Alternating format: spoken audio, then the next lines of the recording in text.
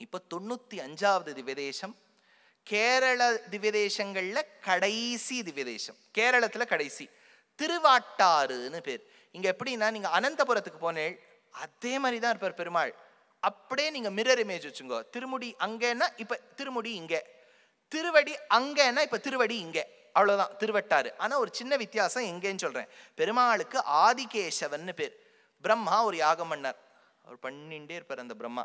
அது வந்து ஏற்கனவே காஞ்சிபுரத்துல ஒரு யாகம் பண்ணாரா, அந்த காஞ்சிபுரத்து யாகத்துக்கு சரஸ்வதி கூப்பிடலையா, இங்கேயும் கூப்பிடல. அதாவது லெசன்ஸ் நெவர் லேர்ன்ட் அப்படின்னு இங்கிலீஷ்ல சொல்லுவா. அதனால இங்கேயும் கூப்பிடல. சரஸ்வதி வந்து 2 நதியா, பரளி கோதான்னு ஒரு நதியா வந்துட்டா. அப்போ பூமாதேவியால தாங்க முடியலையாம். பெருமாளை பிரம்மாவை அழிக்க வேண்டும் என்று நினைத்து பெருமாள் அங்க சயனிக்கும் போது இவ வந்துட்டாளேங்கிறதுக்காக கொஞ்சம் தூக்கி விட்டாளாம். அதுக்குள்ள என்ன ஆயிடுத்து, கேஷி கேஷ. அது சில ஸ்தல புராணங்கள்ல பிரதர் சிஸ்டருங்கிறா, சில பேர்ல ஹஸ்பண்ட் அண்ட் ஒய்ஃப்ங்கிறா. மொத்தத்துல என்னன்னா, அந்த கேஷன்கிற அசுரன் வந்தான். அந்த கேஷ வந்து பெருமாளோடு போரிட வேண்டும் என்று வந்தான். பெருமாள் போரிட்டுட்டார். வதம் பண்ணவுன்னு ரத்த பீஜன் மாதிரி வளர்றான். அப்ப பெருமாள் அவனை கீழே வைத்து கொண்டு அவன் மேல சட்டுன்னு படுத்துட்டார். கேஷி ஹந்தார கேசவ. கேசவங்கிற திருநாமம் கேசியை கொன்றபடியால் அழுத்தி படுத்துட்டார்.